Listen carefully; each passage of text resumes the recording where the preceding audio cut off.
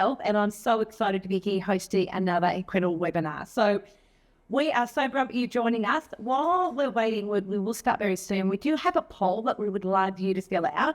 The more that we get to know about you and what you like, what you want to know more about, just helps us deliver content that is of value. So please take the time to fill out the poll. And once you've done that, I'd also like to know where you're joining us from. Even if you've been to other webinars that we've held, and why did you come to this one tonight? We know it's going to be brilliant, but we want to know from you why you chose to come to this webinar. So take your time, fill out the poll, and then jump in the chat and let us know where you're from.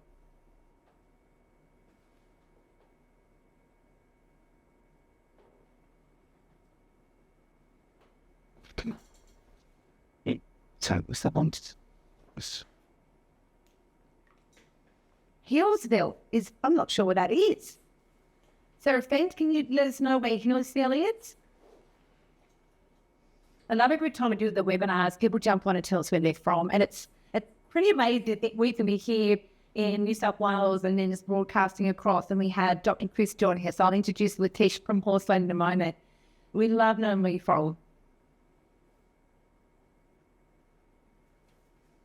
Across all the different states, Queenslanders. Yeah, and buried. Beautiful place, buried. Thanks, everyone. And let us know if you've been to our webinars before. We also like to know who comes back and why do you come along to this one?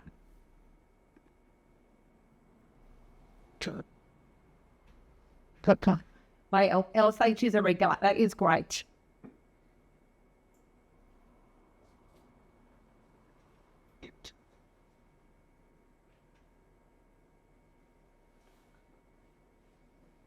Okay, this is fabulous. Thanks, everyone. Thanks for joining in. As always, these webinars, we want to make them useful for you. So I'll talk more in a moment what we're covering tonight, but please, any questions that you have during the webinar, put them in the question box. We have our incredible customer service team and our experts behind the scene answering your questions. I'll touch on that again in a moment. Okay, so I think we shall get started. Oops, sorry. So this is a webinar we've never held before. It's an amazing topic, from drought to downpour. And originally when Horseland approached us about it, we were focusing on drought, but many of us have had the wettest winter. And I know personally here in Wollongong, the rain has been wet. And so we went, well, it's not just about drought. It's also these extreme weather conditions. And what we do know is our beautiful horses are so sensitive to change. So tonight's webinar is going to give you the most amazing information, and having Dr. Chris presenting, I think you're going to be blown away with the content. Before we start, I want to actually introduce Letitia from Horseland. We are really proud to partner with them in this webinar, and we've done other webinars with Horseland before. They proudly stock our products, and they know how committed we are to educating people around, how do we make lives better for our horses. So I'd like to introduce you to Letitia. Hi, everyone. I just wanted to say a big thank you to everyone for taking the time to join us tonight. And a very big thank you to Poseidon for partnering with us to bring you this critically. So I've had a sneak peek of the content, and you're definitely going to want to stick around to the end. So we do have some prizes if you do stick around to the end. So we will be giving away a prize pack that's up to $600 in value. So a $300 weather beater rug and accessory pack, as well as the great Poseidon product that you see here. So $300 worth of Poseidon product. So please stick around to the end. The content's amazing. And again, thank you for joining us. And thank you to Linda, Dr. Chris, and everyone at Poseidon. Fabulous. Thanks, Letitia. Again, thanks for all your support and giving us this opportunity. I think it speaks volumes too to Horseland that they also want to make sure they're delivering and, being of service to their customers. So, we love our horses. We want the best. So what are we going to cover? There's so much amazing content to get through. And for those of you who've been on our webinars before, you'll remember that this is about giving really practical tips. And it's always about putting things in context. So why is this a topic we need to be concerned about? but we don't want to leave it helpless. We actually then want to come back and say, well, what do we actually do about it? And looking at, I mean, we've got someone here from Brazil, which is very amazing. And I'm looking at the comments going that people are saying rain, they're saying drought. So we are a country of extreme weather. I mean, I think the world's having extreme weather at times, yet our horses have to adjust. So tonight, what we're talking about is some extreme weather events. And Dr. Chris will introduce himself in a moment. He has an incredible amount of expertise in this area, particularly in his work in the US. And then it'll talk about how does that impact on our horses and what does that mean for them? Looking at what are the lessons that I've learned, and when Dr. Chris shares some of his stories, I think you'll be blown away about the experiences that he's been in. Then how do we then manage the impact of drought on our horses, and how do we feed? I mean, feeding at any time is so important, but when drought comes along, it adds an extra pressure. And I'm hearing that we're looking, we're going into a very dry summer. So, it's time for us to be prepared. The main thing is it's about how do we help our horses through these really difficult events, and how do we build resilience, particularly from a gut health perspective, so that they are better able to withstand some of the challenges that, their modern life throws at them. And, we can't control the weather, but what we can control is how we support our horses' gut health. And then finally, how do we craft an emergency plan in those really extreme situations? And I know myself personally, about 12 months ago, we had a severe weather event in Wollongong, and I was quite, overwhelmed at how quickly those waters rose. And there I was rescuing my horses, and I would never believe how quickly that could happen. And then how do you deal with that? So looking forward to an amazing webinar, and I'm really proud to introduce Dr. Chris Mortensen to talk with us. He is a very valued member of the Poseidon team, and he's joined us in a full-time role earlier this year. He brings so much wealth and knowledge, but what shines through when Chris speaks is his love of horses. And you are so very privileged to have him share with you tonight and share his incredible experience in terms of the topic. So, Dr. Chris, over to you. Yes. Thank you, Linda. Yeah, there we go. Yeah. So, kia ora. I'm here in the Waikato, New Zealand. Yeah, Elsie, it's raining. I was just in Queensland and it was nice and warm and came home to wet weather here. But it was a little bit, we had drought conditions earlier this year here. But just looking at my background, I did my PhD in equine physiology at Texas A&M. Really in stress physiology is what I was really looking at. Then my first job, I was the state equine specialist, and I was a professor at Clemson University. Got poached, went to the University of Florida, where I was heavily involved in research and horse nutrition, horse reproduction, behavior, all sorts of stuff. And then when I moved to New Zealand in 2018, I worked here teaching in New Zealand, and now I'm very blessed to be with Poseidon, just an incredible company, really forward thinking with just some incredible people. This is a topic near and dear to my heart, and before we really dive into some of this, I have experienced drought conditions with my horses. I have prepared, been through many hurricanes in Florida, even earthquakes in California where I grew up. And it is so stressful for us, but we really have to think about, how stressful it is for our horses. Now, when putting this in a context, let's just say Australia, and I know we have people from all parts of the world, which is exciting, but if we look at what the big events in the last 10 years, you can see floods, fires, floods. I know Queensland's getting hit with cyclones. And that puts, so when we're putting this webinar together, we've really got to think, okay, the strategy of helping you during these events so you can help your horses. And so when I put these slides together, it was not just based on what I've talked about for the last 20 years as an educator, but what's going to help you, and in turn, what's going to help your horses. So looking at all those, I'm sure many of you have experienced that. And if we go to the horrific fires in 2019, going into 2020, it smoked us out here in New Zealand. The world watched as Australia burned, basically, on the news every night, and tears in your eyes, seeing the suffering of not just the people, but the wildlife and the animals, the horses, the cattle. And that probably is not going away. Climate modelers say it's just going to get warmer and we're going to experience these extreme conditions. And fire to me is one of the scariest events, and I'm going to talk about some personal experience here. But the Black Summer fires, I mean, tens of thousands of livestock died.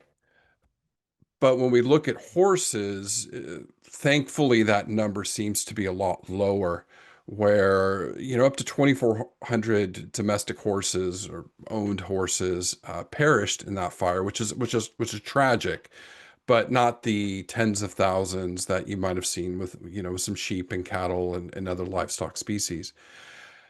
But we do know, over 100,000 horses were exposed to fire. And, that is such extreme stress for them. And I'm going to talk about the physiology here in a minute on what can happen to a horse. What sticks with me with fires is how quick they are. And I grew up in San Diego, California, west coast of the US, Southern California. And we get these things called Santa Ana winds, which are very hot winds that blow off the desert out to the ocean. It's like putting a hairdryer to your face. That's what they feel like. Like you go outside and it's just dust and heat. So the fires there move very, very quickly. Now, at this point, when we had these fires in San Diego, was that almost less than 20 years ago, the Witch Creek fire, I was a professor at Clemson and my family was still in San Diego. This fire started about 30 miles inland from the coast. And I talked to my brother the night before. He said, "Oh, they're pretty far from us. I think we're okay." At 3 in the morning, he got a phone call told to evacuate because these fires move so quickly, and he had to evacuate his house. But what got me was I worked at the Del Mar racetrack for very long. I grew up at the racetrack there, fairgrounds, horse complex. It's a gorgeous part if you can ever get there to visit. And that was a main evacuation center for San Diego County. So you had about 1,000 head of horses that had been evacuated there. The fire moved so quickly in the night through all the canyons of Southern California that it was stopped less than a mile away from that evacuation center for the horses. That always stuck with me, and it still gives me chills when I think about it, how all of those horses were at risk, right? So fires are quite scary, and I'm gonna tell you the biggest thing. I'm gonna beat this to death in this webinar is have a plan, be prepared. Because when I look at this picture, and I chose this picture specifically, I just want you to look at it for a moment. And this picture's a million words come to my head. There's so much going on here, and I get anxiety looking at it. First of all, you've got this young thoroughbred, right? A thoroughbred in training. This is from these San Diego fires. What's that horse feeling, thinking, going through right here? Okay, this horse they're not dumb. They can smell the fire. They can see the fire. They can hear it. They're highly sensitive animals. And here these people are trying to pull this horse onto a trailer. Young thoroughbred, probably hasn't been, trailered very much in its young life. And you can see, the groom trying to pull the horse in. You can see the horse's ears. One ear's off to the person to the right, trying to focus forward. So this horse obviously is going to be very stressed. But then think about the people. This is the other thing that we have to think about. That groom is freaking out. Those people there are scared. They want to get this horse safe because look behind that hill. The fire is coming fast. And so whenever I would teach or talk about any emergency management planning, you have to have a plan. And you have to have horses that have been taught how to load on a trailer from a young age. So when you do evacuate in an emergency like this, they're not going to be as stressed. And hopefully you have a plan. You're not going to be as stressed, because okay, I've got to do X, Y, Z. I've got to get the horse on the trailer. I'm going this route. I know where I'm doing. I've checked with everything. I know where, I have my go bag, all of that prepped. So you're not as stressed. The horse isn't as stressed. You get them on the trailer, boom, you're gone. Okay. So this picture just always sticks with me whenever I think of emergency management planning. Now, when it just comes to fires, here's physiologically what's going on with the horse. Not only are they, emotionally stressed and physically they're stressed, the respiratory system. Fire season, it's hot. And if they're stressed, they're not going to drink as much. We know that. The horses tend not to drink. So they could be getting dehydrated. And one of the things about stress, we talk about gut health, colic, all of that is in the stress response of the horse. When they're stressed, it doesn't matter. It could be physical stress or, say, emotional stress or psychological stress. That cortisol is going to divert blood away from the digestive tract. And my PhD research was reproduction and stress. Like all the blood flows away from reproduction. Last thing an animal thinks about is reproducing when they're stressed. So you have less blood flow to the reproductive tract, less blood flow to the digestive tract, because the body's prioritizing the energy it already has stored to fuel the muscles, fuel the brain, fuel the heart, so they can escape, right? Fight or flight, horses mostly are going to fly. So with that diversion of blood flow from the digestive tract, that's why everything will slow down. We get a lot of disturbance. I'll talk a little bit more about this here in a minute. But that's why we see horses when they're extremely stressed, that leads to colic, right? Mainly impaction colics. So that's a big consideration during this. And then things like skin and eyes, fire's just, it's just horrible.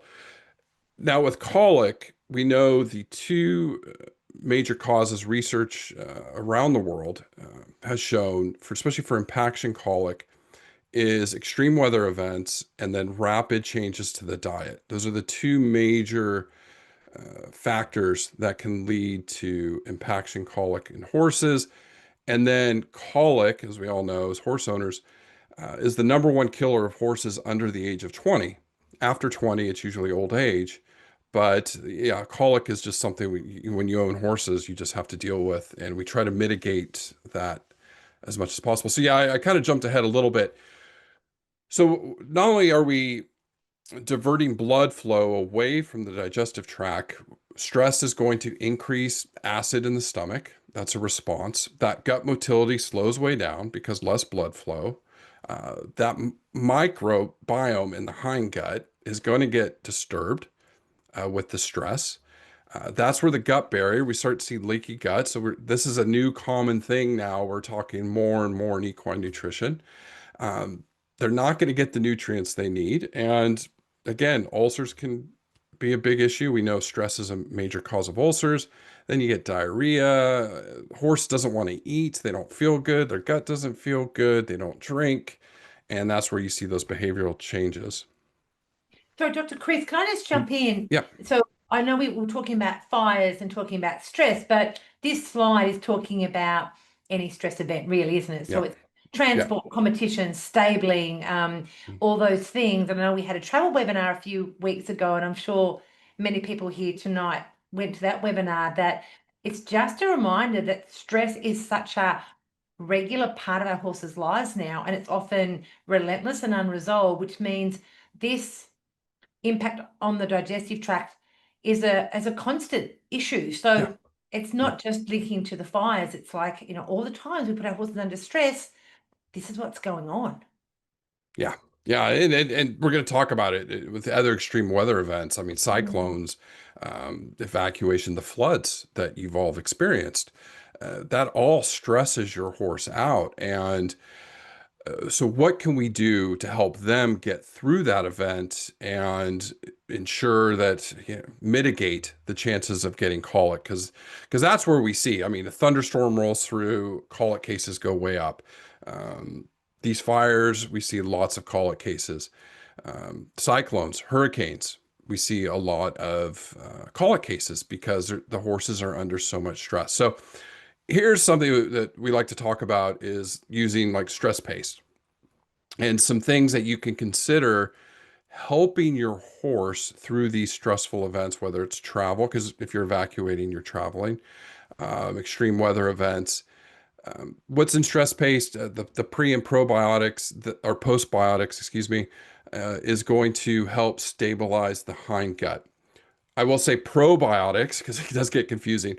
Prebiotics, probiotics, research is showing that they're not working.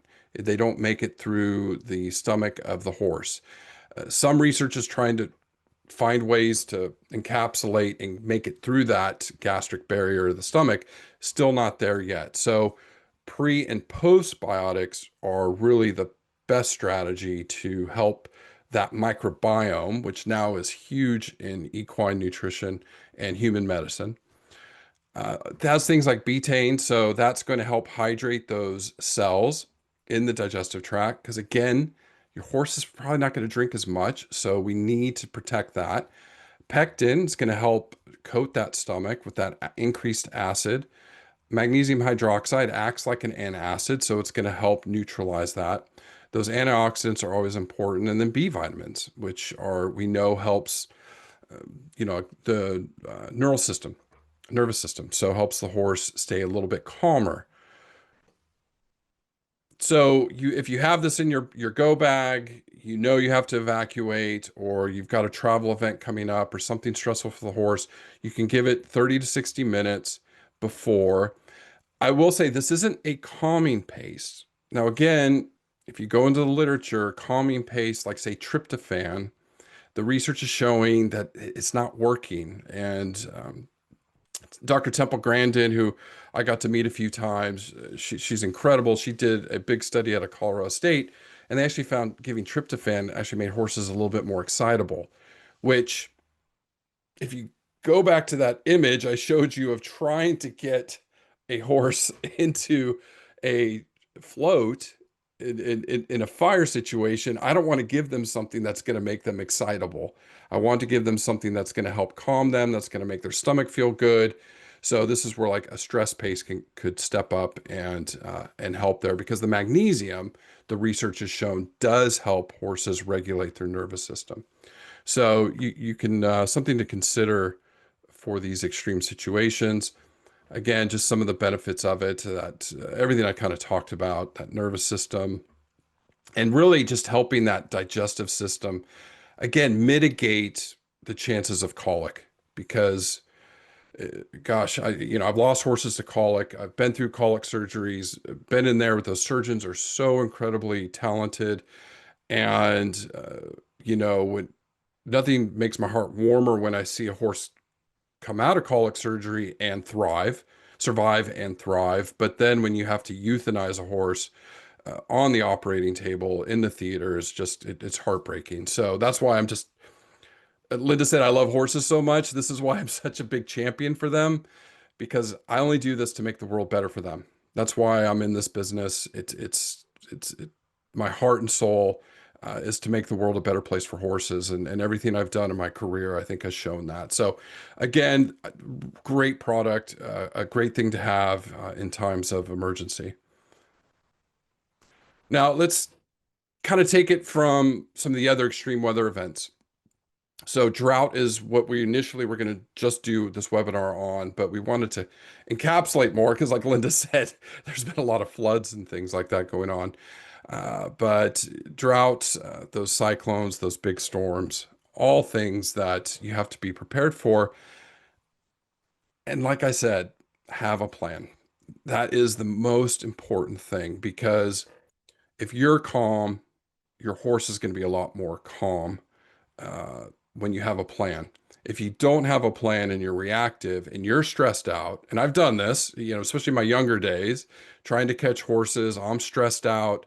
They know it, they sense it, and they're circling around me as I'm trying to throw a halter around them. And they're laughing as I'm like so frustrated. We've all been there with horses.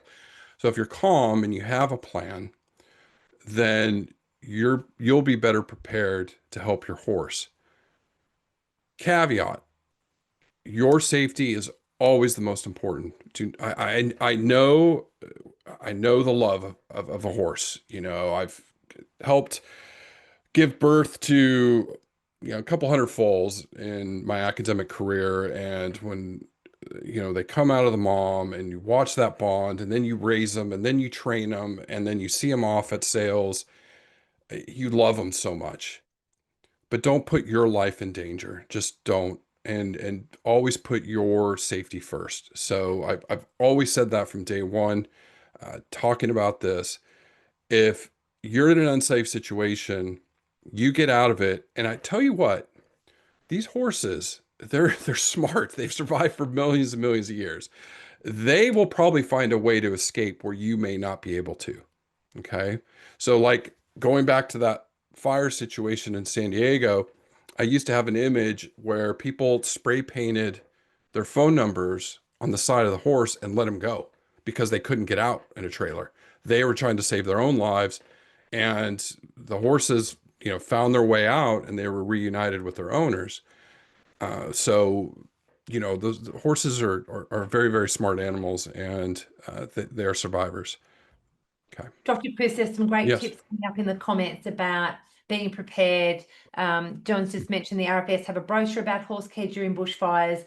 And I think, just keep reinforcing that point that if you Mhm. if you know a stress event's approaching, you can plan for it.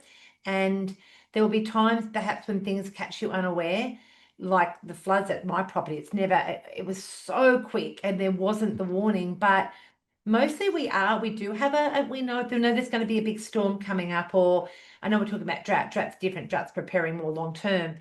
Mm. I just want to do a shout out to everyone that's sharing some great tips in the chat. Thank you for that. And I think it's great. Everyone's being so kind and supporting each other and sharing advice. And I'm also loving how many people are saying they've been using stress paste for those situational stress times. So that is fabulous. And I think this webinar absolutely showcases that our stress paste is it's not a calming paste.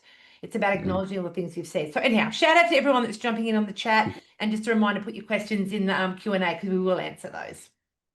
Yeah, I'm not able to read it, but some of the things I did see come through, like, surviving the bushfires, and it's just share that experience with your horse friends, because that's invaluable, and you can help save a horse's life and someone else's life.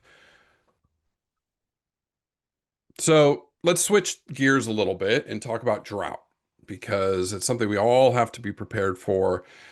Here's some of the droughts you've experienced in Australia and this current drought that you're in. If we look at the rain data, and this is the latest I could get was to April, but you can see where parts of Victoria, and then even going over to Western Australia, all of those areas have less than normal rainfall, where Queensland in some areas is getting some decent rain. But drought is, I honestly, I was never prepared for it till I went through it. And that left an impression on me early in my career, where I was a brand new PhD, and I knew some things. I definitely didn't know it all, but I was the state equine specialist. So I was the #1 horse expert in South Carolina. Now, where that is, for those of you that don't know the United States, in that image on the right hand side, you see Florida as the state that kind of sticks out, and that sticks out in the Caribbean and the Gulf of Mexico. Just north of that is the state of Georgia, and then above that, there's like a little puzzle piece, is South Carolina, a small state. But in that northwestern corner is where Clemson was at, and so we were in the dark brown. And you can see that whole area of the southern eastern part of the US was under severe drought. About a million horses there. In South Carolina, we had 250,000 horses just in our state. And I'd been on the job for 6 months. And then all of a sudden, we have no hay. Our paddocks, or what we call pastures, were bone dry. I mean, bone dry. There was no grass whatsoever. And what was even more frustrating is we would get hay shipped in to that part of the country, but all those shipments got hijacked in Mississippi and in Alabama and Tennessee, where horses were desperate and dying because they had no food, and it wasn't getting to us. And we actually I worked with state officials to actually special order in hay trucks from other states in the country to get hay because we had nothing to feed our horses. Now, this is 2007, and I would say in the last 20 years, the feed industry is we have more options today than we did then. But I had so many people call me and say, Dr. Mortensen, what can I feed my horse? And literally, that is what their pastures or paddocks looked like from this image. There was just nothing, and or their hay was running out, and it was, and then even if we did get hay, the price was just so exorbitant that a lot of people couldn't afford it. It was a very desperate situation that we had to respond to, and had to find ways to help our horse owners and help the horses survive the droughts. And thankfully, the next year we started getting more rain in 2008, 2009. Things kind of got back to normal, but that was a very difficult year. Hay's so expensive. Elsie, yeah, here home in New Zealand. But when you think about drought, one of the first things you have to think about is protecting those paddocks. And we've got to make sure our horses are not destroying the plants. So when it does rain again, that they can come back and regenerate. Because horses will overgraze. They will go all the way to the ground. I think most of you all know that. And they will get dust and sand and other things. They'll pull the plants up by the roots, and then they will very quickly destroy that paddock, where then the next year it will be unproductive and you'll be in just as bad situation. So one of the things that's really a first consideration. So just, don't have time to go fully into pasture management, but we don't want our horses grazing whatever forage there is, under 5 centimeters. One of the best tips is find an area in your paddocks that you can either tape off or fence off, and that's your sacrificial area. If the horses destroy it, fine, we'll replant and reseed later. But that way, most of your property or paddocks are protected for when the rains do return. So do really protect your paddocks during this time when you're experiencing this drought. But again, drought is another big stress on the horse. I mean, they're not getting good quality forage generally. They're possibly ingesting a lot of sand or dirt.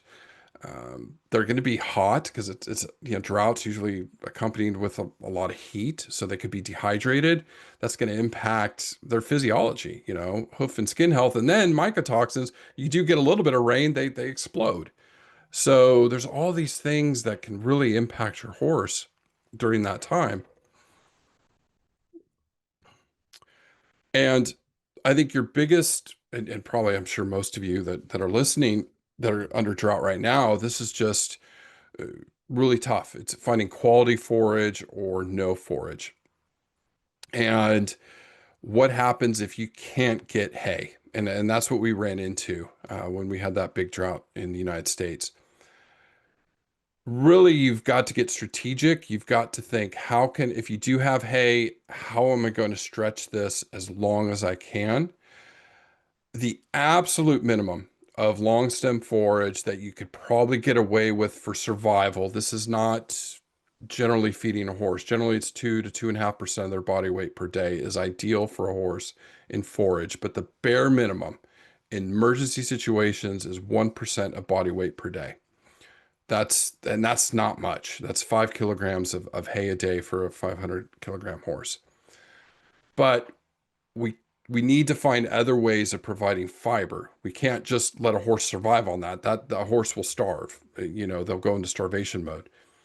So we need to supplement that bare minimum of 1%, if that's what we need to go to, with some other sources of fiber. So we can look at different types of hay. Just make sure we don't get those seeded versions because those are really high in sugar and starch.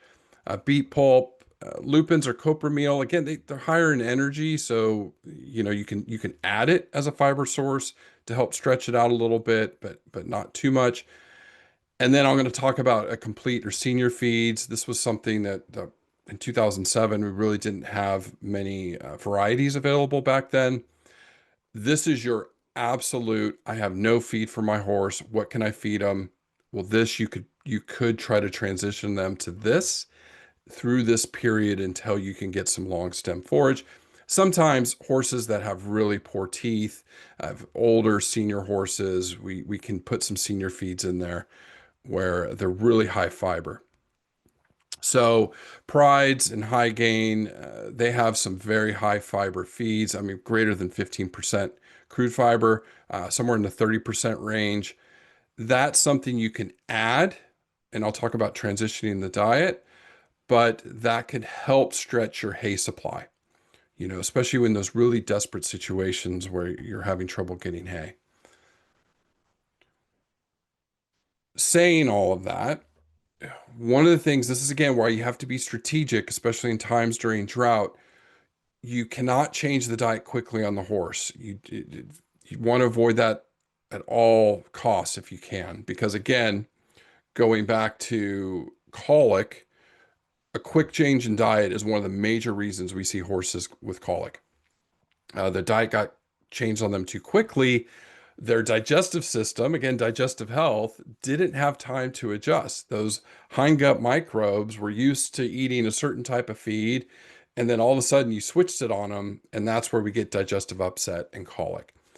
So we always want to do this slowly, at minimum 2 weeks. I'm always cautious. I say 3 weeks if you can, but what you want to do, at least for 5 days, is give 75% of the old hay or feed and mix in 25% of the new. Then the next 5 to 7 days, 50-50 mix. And yeah, Elsie said, yeah, I do up to 2 weeks for any diet. Yeah, 2 to 3 weeks is about right. And then that 5 to 7 days, 25% of the old, 75% of the new. That's allowing the horse to transition and their digestive system to transition to the new diet. Okay, so straw hay. Excuse me, this was one of our veterinarians did mention it, and it is in emergencies you can use this. Some people are using this with easy keepers. They're adding a little bit of straw hay, and I'm always cautious with straw because first, horses don't really like it, tend to not eat it sometimes. And two, you have to be careful because it can lead to impaction colic. Excuse me. Oh, take a little drink. But my veterinarian, she did send me, geez, sorry. Here I have a print off from the South Coast Equine Vets, Natalie McGoldrick, talking about feeding straw to horses. And I don't know why my throat got dry. So just to give you some cliff notes of this, and you can find this on Facebook. Again, South Coast Equine Vets on feeding straw to horses. And she said, straw is not suitable for every horse and pony. Totally agree with that. Speak to your vet before you feed straw. If your horse has had impaction colic before, don't feed straw. Look for the softest, best quality straw you can find. She said oat straw is thought to be the best, followed by wheat and barley. But the main thing is the softness and quality of the straw. Okay. Introduce very slowly. She says a couple handfuls and monitor for a week. Check the feces. If it's really dry or nuggety, pull back. You're mixing in too much straw. You really want that nice feces with that. 25%, I think that's there, is maximum of straw. And you can steam it to remove any dust because that's a big concern. And she talks about mixing in with a hay bag a little bit of straw, but if the horse gets picky, she thinks it's okay. I mean, you could put it in a separate pile if the horse is hungry enough to eat it. So, and then she said after 7 to 10 days, you can add a few more handfuls. and just introduce it very, very slowly. Okay, so that is an option because I know, again, we had nothing to feed our horses, nothing. And you really need that fiber in the diet for that horse to survive. And Dr. Chris, just Yeah. jumping in, which I think you'll probably start talking about now, but we keep coming back to how do we make the gut, I guess, more resilient so that no Mhm. matter what we throw at them, they just have a better capacity. Doesn't mean it's not going to be stressful for them, but we talk about microbes, and you mentioned before about the microbes in the hindgut, and we know that the helpful ones take fiber and ferment it and create what I Mhm. call magic.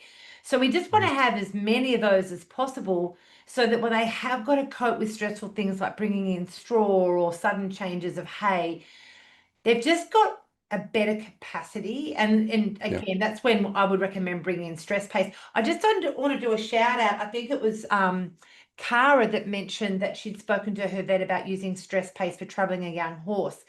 And the vet had mentioned that the horse wouldn't have been stressed, it was calm and it was traveling. And I'm really glad that she brought that up because I think it comes back to that slide you mentioned earlier, Chris, that horses do not calmly travel. They just hide how Right. stressed they are. So I Mhm. love, Cara, that you challenge them and you're coming back and saying, hey, we need to educate more. And that's why it's so great that you're on the webinar because we can, our vets are amazing. They're just doing the best they can. But they, this concept around gut microbes and stress, and as you said, Dr. Chris, leaky gut, hasn't really been taught at vet school. It's now, Mhm. well, we love having so many vets in our team because they're now educating other vets. So shout out to Cara, I think it was Cara who said that, but also just a reminder that everything we're talking about is building up a gut that's better able to cope Mhm. with all these stresses. So I'm sorry if I've jumped in ahead, or you're probably going to miss No, this anyway, but I thought I'd just bring it in. no, my throat needed a break anyways. Yeah, it's getting near 10 o'clock here in New Zealand. But hey, I could talk about horses all night and all day. It, a great point, Linda. I mean, think about this. We, during drought, I mean, this is where gut health is so big now. It's all over the news. It's all over message boards. It's big with us. I'm big into gut health now and taking postbiotics, prebiotics, making sure because we know there's a link from the gut barrier to the brain. Things like Alzheimer's is being linked to gut health. Human medicine is moving on this front rapidly, and equine science is catching up. And gut health is now one of the hot topics in equine nutrition. You listen to equine podcasts, read blogs, what's going on in the US, Europe, here, gut health is big. And there's a reason for that. When we're talking about times of drought or stress, building resilience in the gut, because again, colic, it's the number one killer of young horses. How do we mitigate that? How do we limit the risk of horses? And that's making sure their gut's functioning at optimal efficiency. And especially in times of drought, when your quality of feed's really bad.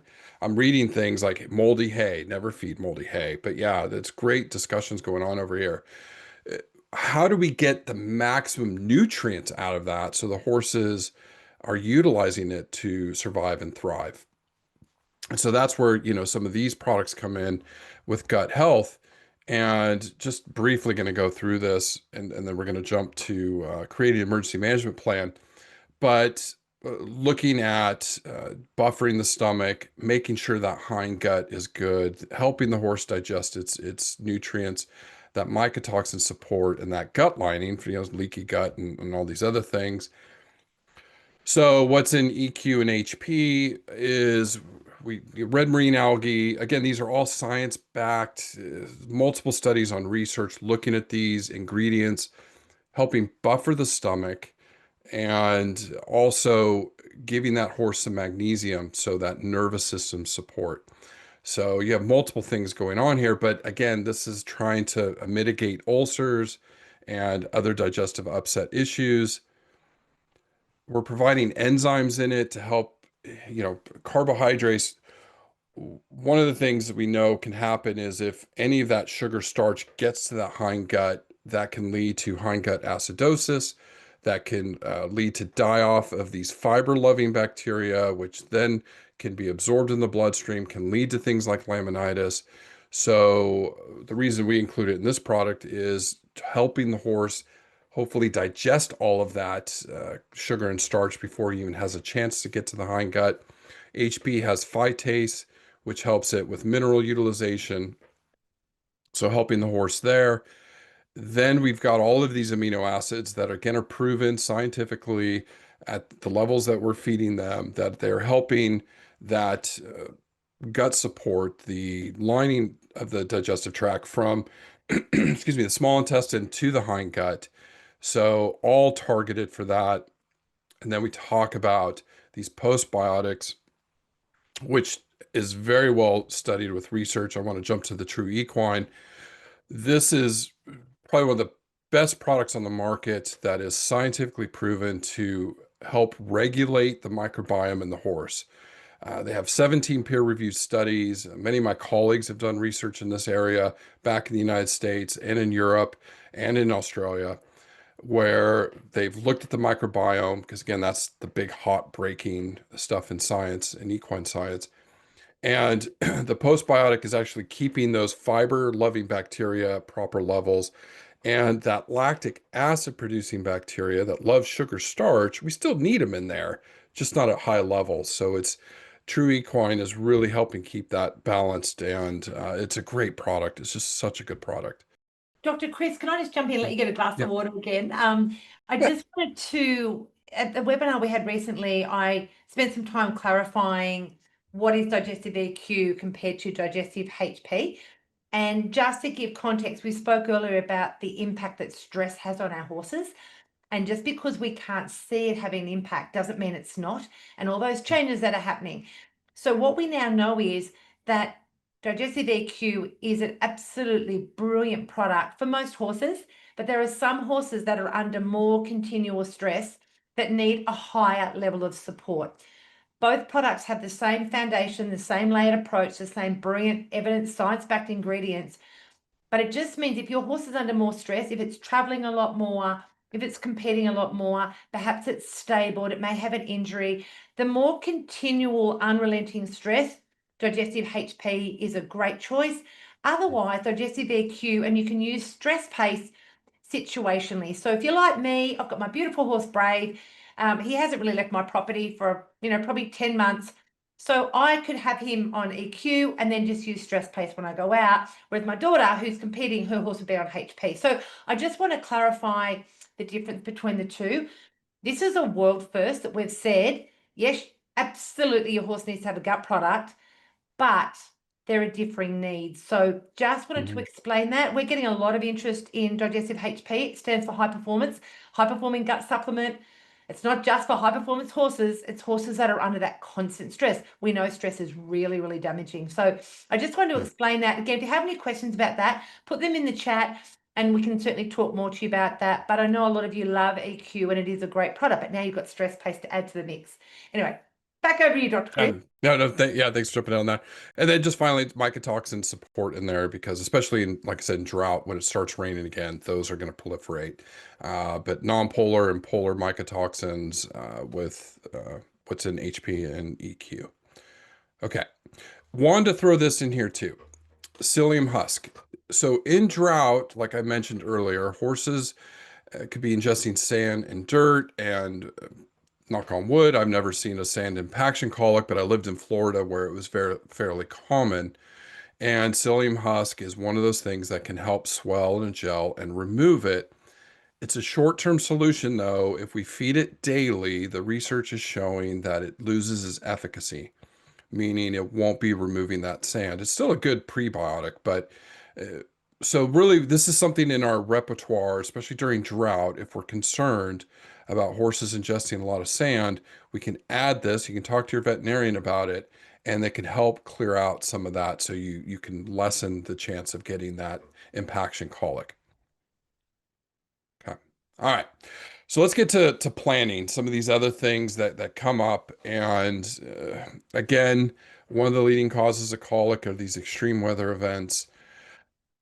Have a plan. I think I beat that to death, but you know, I've been through hurricanes. I've been through hurricanes in Texas, and the blog post I wrote for Horseland, I talked about my experience at Texas A&M. when I was a graduate student, PhD student. And I don't know if anybody remembers or if it made news in Australia, but we had this hurricane called Katrina hit New Orleans. It was horrific, killed a bunch of people, hundreds of horses died. And I was in the state right next to it. Texas is big, and then little Louisiana and New Orleans is right here. 3 weeks later, another Category 5 hurricane spun up in the Gulf and was aiming straight for us and Houston, Texas. We weren't ready. I'm at Texas A&M. We were the horse capital of the United States. I had some of the smartest professors who I learned from, very well respected. We had our pants around our ankles. I'm not lying, I had to bring my laundry basket. I had to grab pots and pans because we didn't have any plan on how we were going to take care of our over 200 head of horses with this massive hurricane that is coming straight for College Station, Texas. So we scrambled. And while we're scrambling, our department and my advisors, or the state equine specialist of Texas, people are calling them like, "Where do I go?" And they're like, "I don't know." There's no plan. And that's why I've always said, okay, when I go out there and teach, the first thing I want to talk about is have a plan. Conduct a risk analysis of where you live. What are fires and really you're looking at two things. Something that hits quickly. So do I evacuate quickly? Or do I have a few days? Like if I'm in Queensland, I know a cyclone's coming. Okay, are we evacuating or not? And I've done that dance plenty of times in Florida. But have a plan for either or. If there's wildfires coming, what am I going to do? And have a list. This is what I'm doing. This is where I'm going. What I'm doing with my horses. I can't tell you because we people from all over the world in this webinar. I can't tell you what the risks are. You have to decide that for yourself or reach out to your local agencies that can help. Okay, if you're going to evacuate, where are you going? You need to know. You can't just obviously throw your horse in your float and start driving down the road. You've got to know. So again, your regional authorities, and did a little digging on this, state emergency services or territories, or country, like here in New Zealand, will have planning in place where you can go, and they should or will. I can almost tell you that most of them will have locations that you can evacuate to. So whether it's racetracks, other barns, sales yards, showgrounds. Now, if you're going to evacuate, call ahead and see if they have room. Don't just show up. So it's like us going on the road to Sydney or something and showing up at a hotel expecting them to have a room for us. You need to make a reservation because many of these places only have so many stalls or places they can put horses. And you need to say, okay, I'm coming from here. I've got 2 head of horses. We'll be there by 8 p.m. And they know and they can write it down. Okay. And then if they fill up, they can tell people that call them, we're full, but go to XYZ. Okay. Now, something else I learned, know your route. Which route are you going, and have alternative routes planned, especially with brush fires or bushfires, because your initial route could be in the danger zone and you can't go.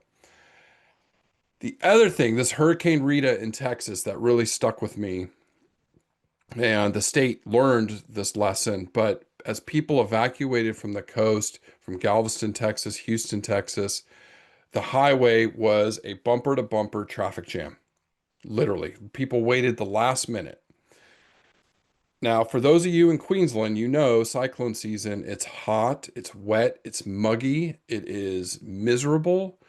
Uh, Imagine your horses in a float and you're stuck in traffic like that and you're inching forward. So again, that stress of movement on the horse, we know that's extremely stressful.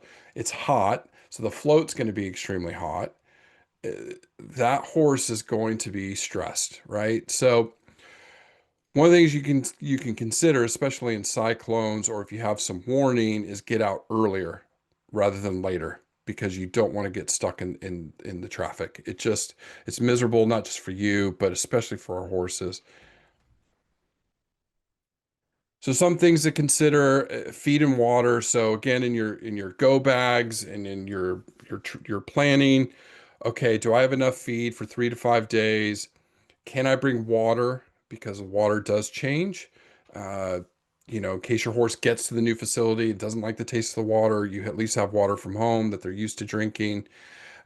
Things to consider, enough that hopefully if like you're stuck there a little bit longer, you maybe start transitioning them to a hay or a feed that's available there. But generally 3 to 5 days, a big storm comes through and then you can get home, or if there's flooding or something like that. And again, this is where stress pace comes in because like I said, the traffic, the new environment, possibly new feed, new water, all of that is extremely stressful to our horses. Okay, other things, enough halter and lead ropes, identification. There was an old statistic. Oh, I forgot the name of the hurricane in Florida. It was one of the really bad ones in the 1990s. And it was like 60% of the horses didn't have ID on them somehow. And they had trouble reuniting the horses with their owners. Now, today we have microchips, but if your horse isn't microchipped, you can, I think I have it in another slide, you can weave a waterproof luggage tag in their mane, one in their tail. Like I said, people in San Diego were desperate. They spray painted phone numbers. And I did have a little old lady come up to me and say, that was horrible. You shouldn't do that because the horse can absorb the paint. I said, ma'am, I I couldn't judge those people. That horse was going to burn, or they had to let him go, and they just spray painted their number and let him run. And they did get reunited. So, but you can get things like livestock markers and put your phone number on your animal. Then, obviously, your ownership papers or any photos of you with your horse in case they escape or get loose, and you can say, "Yep, there's me and Bucky." And then a first aid kit. Make sure you have a first aid kit in case any scrapes or anything like that. I I would suggest people you can take your phones and maybe just take a picture of this. I looked at this one. I know it's busy, but it's all things you should consider. And I think in our Q&A, I can add this list in there. But if you just want to take your phones, I'll leave that up for a second. And I don't want to read all through that. But your evacuation kit. Then if you're going to shelter in place, that is another difficult question that people would ask me and say, well, do I keep my horse here? Is it safer here, or should we evacuate? Is that more dangerous? Again, that's your situation. Or do I leave my horse in my barn, or do I let him out in the paddocks? Again, that's going to be your individual situation. I will say in the next slide during fire, I say do not leave them in a barn at all. Leave them out. But really, you're going to have to look at your facility. And if it's rated for, like we'd have hurricane rated facilities, so cyclone rated facilities, you could potentially leave your horse in there. But again, that's going to be with you. So yeah, I think we talked a lot about that there. So hopefully you have that captured and gives you some things to think about. So fires, if you're not evacuating, don't leave the horse in the stables. Leave him in a paddock that's safe, hopefully. And if the horse does get loose, again, that's where like weaving something. I will say halters. That was another question people said, well, why can't I just leave a halter on and have my identification on there? But the problem is with nylon halters, if the horse, especially in flooding, if the horse is reaching down and gets it stuck somewhere, they may not be able to free their head. Now, I've seen a mare do it. She laid on the ground and broke her halter. I was astonished, a nylon halter, but it's very rare. And it's best to keep that off their face, and then no, rugs and fly masks, especially in fires, because they can melt. There's some of the identification tips there. Now, storms, if you can, and again, not everybody can do this, if you could manipulate your fencing where there's high ground and low ground, where the horse, if there is flooding, they can get to high ground, but during the winds and the height of the storm, where there isn't any flooding, they prefer to be in the lower ground. But if you don't have that option and you just have paddocks, that you want them on the highest ground possible in case of flooding. There's the mention about the barn structure. If it's hurricane rated or cyclone rated, you could, as long as there's no flood risk, right? But sometimes they're just safer in the paddocks, and they generally do okay. They can get injured, but at least survival is the big thing. And then, yeah, your feed and water, make sure, especially in flooding and during storms, is up off the ground and is safe. Now, after a disaster hits, it depends if you didn't evacuate with your horse, or even if you did evacuate with your horse. When you come back to your property, be very careful. One of the things is power lines get knocked down quite a bit in big storms. So electrocution is a huge risk, and people do get killed, and animals get killed. I didn't have it in here, but wildlife, Australia, very famous for your wildlife. Snakes, other animals will try to find higher ground. They can get in your barn, so be very careful there. I mean, in the US, we had rattlesnakes and everything else. Um, if your horses were left behind, get eyes on them and check for injuries. And then go around, check your fencing, check your structures, just, do a damage assessment and see if it's safe. And if you have your horses with you, don't let them back into the paddock until you make sure everything's safe. The fences, there's no wires down, stuff like that. If your horse got loose, obviously let your officials know right away how many, what they look like, and where you last saw them. And then with your feed, and I read many comments about mold and things like that. So any feed that gets wet, get rid of it. We do not want to feed moldy feed to our horses. Again, that could lead to colic. Dr. Chris, just wanted to also add, post a stressful event like that, is the next, and you can probably clarify how Um, many days, monitor oh, the manure, monitor, like we're looking mm, for colic. And it's, don't just think, oh, it's the next day, they're okay. It's the next day, the next day, the next day. Really monitor that. Again, if you've been supporting and building up the gut, it should be less likely to. However, of mm, course, the risk is still mm, there. And again, what I do now, if someone put up in the chat a minute ago, there's going to be some heat, some extreme weather in the next week. So when I mm, see reports like that, I start stress pasting a few days before and then during and post the event. But check their manure. You'll see when there's been some, if it's been in the gut for too long, it'll come out dry, hard, mucousy. You start to see the gut wall starting to come off. Take their mhm, temperature, keep it on them, monitor their water. Like, they are so sensitive to change.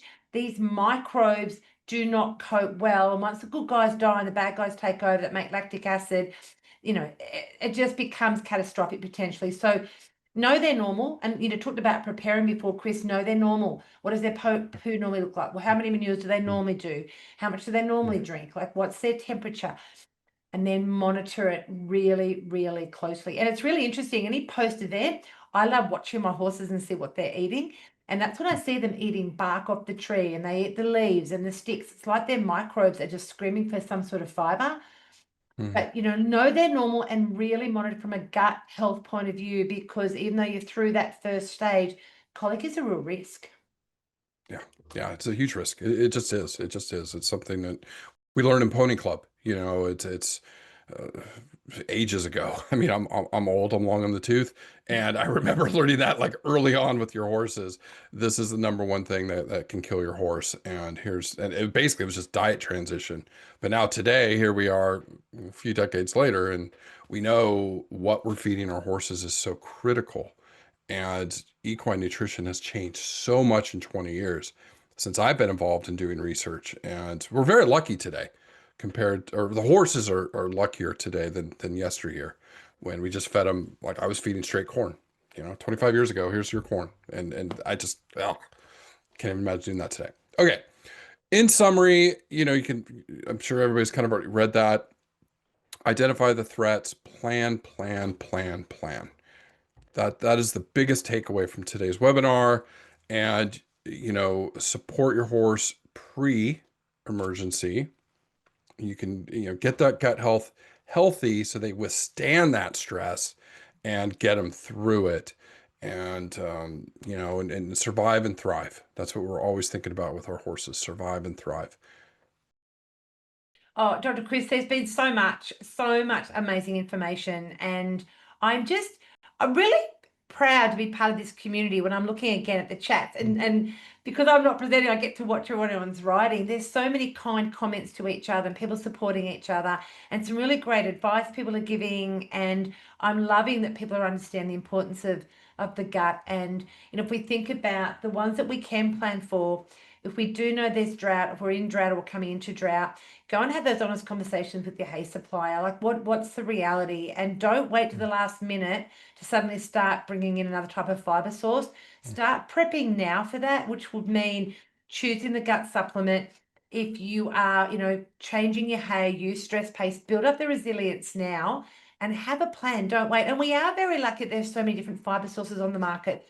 Clearly, long stem fiber is the best choice, but if we're challenged and that's not available, there are other options there, but just start preparing now and make those changes. Look, I even know, even though I might feed some lucerne hay, every time I change my batch of lucerne hay, the microbes are competing and my horse is at risk of colic. So the more that we understand just how sensitive these beautiful creatures are, the better. So I'll just reinforce, the questions that are coming through. Our amazing team have been answering them. Any that aren't, Dr. Chris will be able to answer and send them out to you. We will send a replay round to everyone.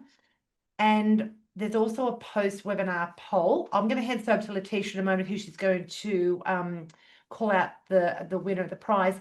But just thank you, everyone. Like, this has been such a nice webinar, and I don't think I've seen so much interaction on the chat before.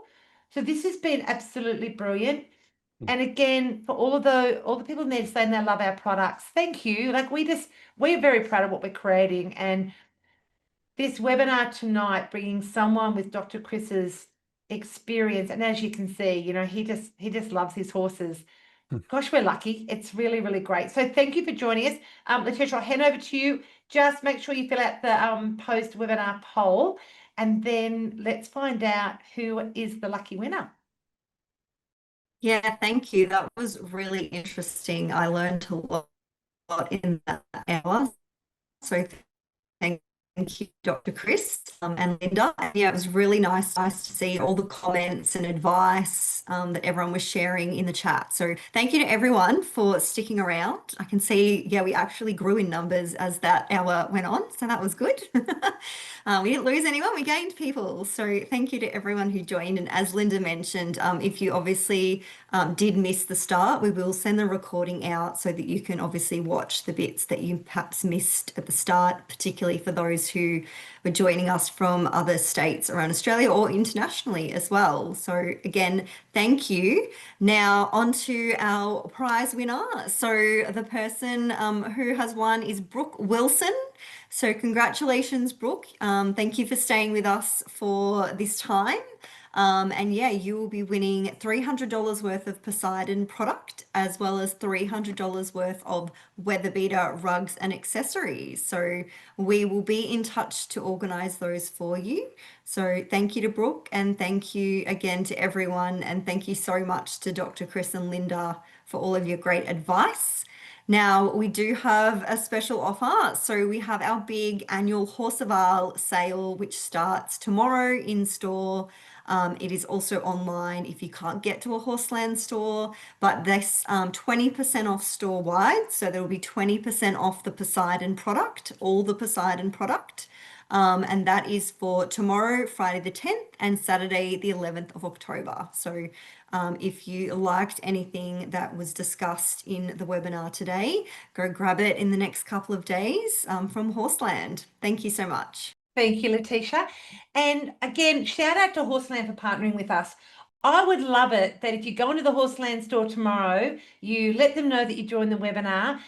Drop an email to Horseland and thank them, because it's not every store does this, and we partner with some great stores, and we like to work with people that want to support us on our mission.